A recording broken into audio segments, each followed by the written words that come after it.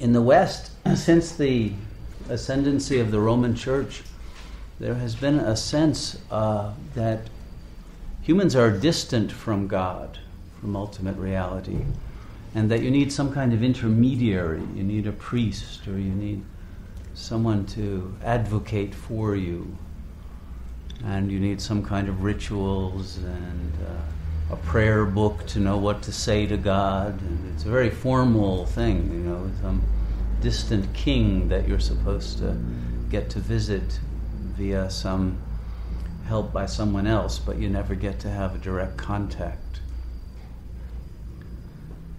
And then, of course, from there it goes to the point that he's so distant he doesn't even exist. And the idea of an ultimate reality has been eclipsed and eliminated in the modern Western mindset,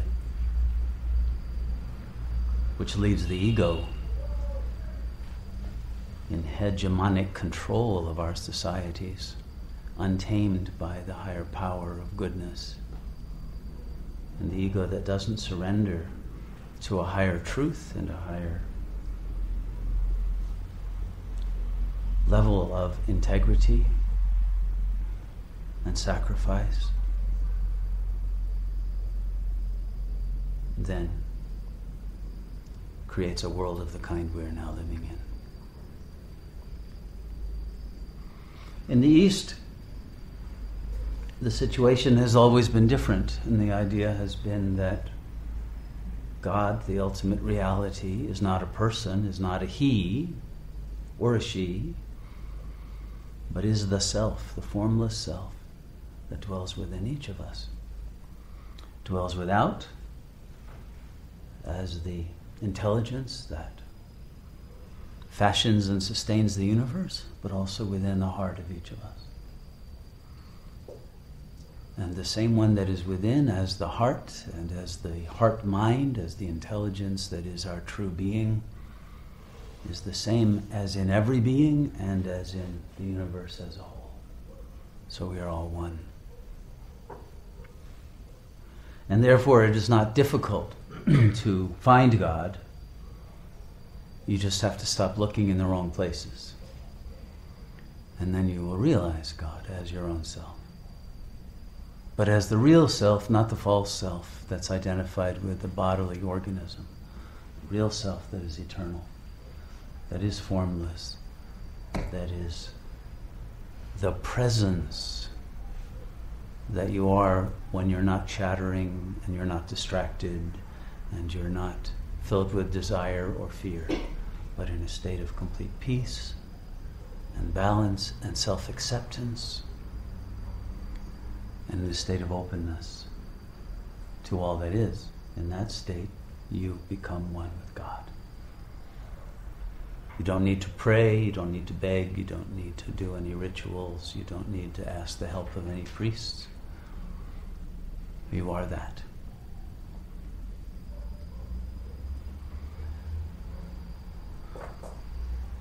And this God, because this understanding of ultimate reality, is not of some existent being whom you could find with any telescope or work out with any mathematical equations or in any other way discover as an empirical reality, cannot be disproved by science. And so the whole question of the West with the scientific mind of trying to prove or disprove the existence of God is meaningless to the East. And the East is just as comfortable with atheism as with theism. Because of course there is no God as any object you'll ever discover. It is you who are looking. But you'll never find it by looking. You will only find that which you seek by being that. And so the whole quest of the West is misguided, and therefore its denial of any goal for that quest is also misguided and beside the point. And the question comes down to, who are you? What is consciousness? What is the self that you are that will remain when the body drops dead, literally, And do you need to wait for that to happen to discover who you are? And in the East they say, no, you can be liberated from the illusion while the body is still quite healthy, and in fact it'll make it healthier, and your life happier, and your existence filled with blessings to discover who you really are, to live a godly life.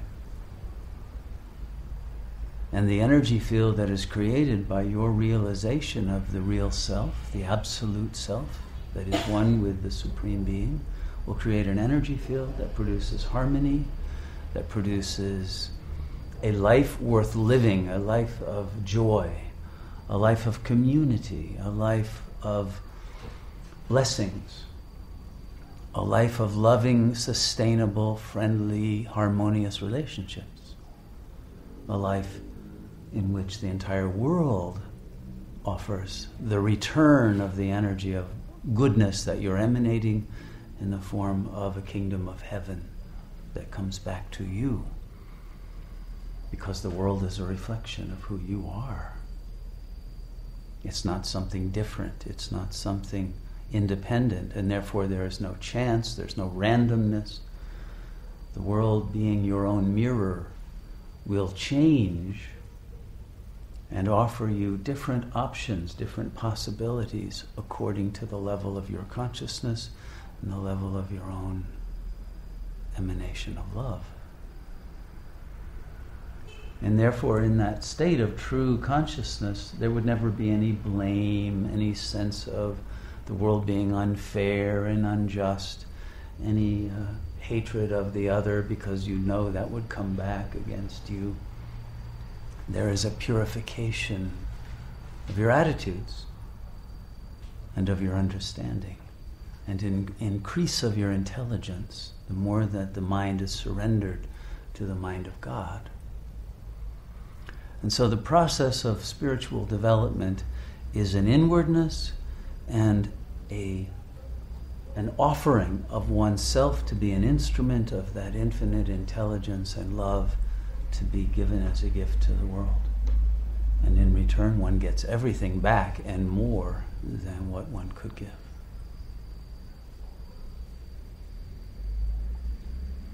And so these teachings, which are eternal, they've been there throughout history, and every culture has been given them, but they gradually get distorted by the egos and taken over and turned into some very difficult and complex theological ideas that alienate you from a reality that is absolutely simple.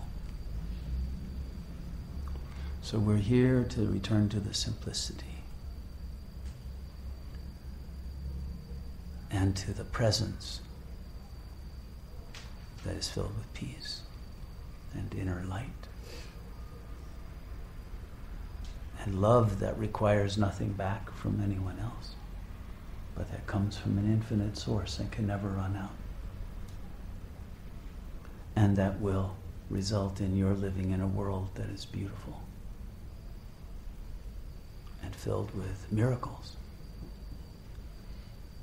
filled with gifts, filled with blessings that come spontaneously and automatically as a return of your own sacrifice of the egocentric mind into the mind that is holocentric, that wants the good of all, the well-being of all, the happiness of all. And the more you live for the happiness of all, the more your own happiness, your own fulfillment will be attained. This is the great law of the universe, the great secret that is no secret at all. And the more that you live in accordance with this, the more you will see the results of it that will encourage you to go even further and become ever more generous, ever more meditative, and ever more centered in that divine presence that is your true self.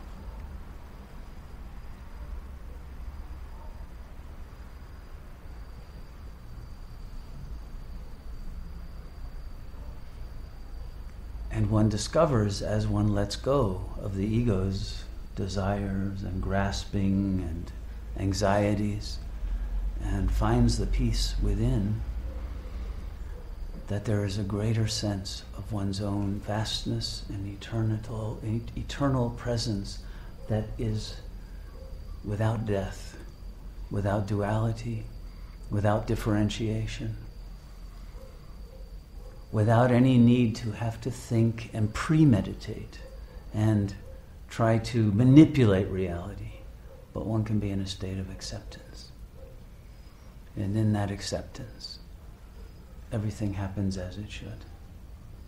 You don't need to force anything. You don't need to run away from anything.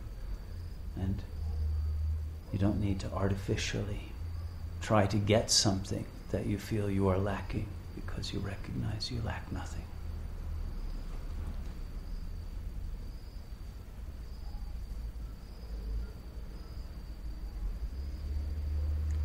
And so if we start with that understanding that we don't need to get anything, all we need to do is let go of the false beliefs that have created our sadness, anger, depression, anxiety, whatever.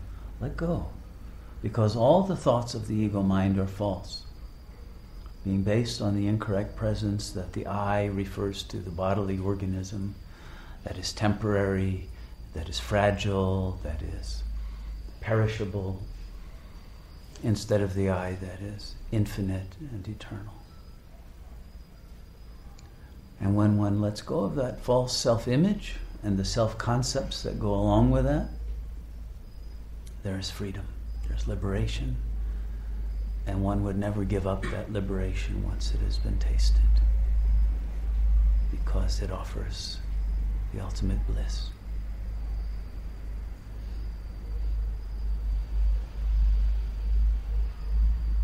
And that bliss is not far away, it's not difficult.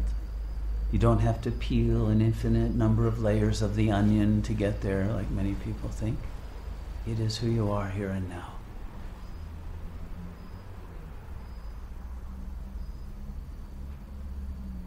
So why wait? Let's choose bliss, let's choose light, let's choose love, let's choose the truth of our being, here and now. We need it. The world needs it. God's offering it. You are it. There are no obstacles. Let's meditate in that spirit.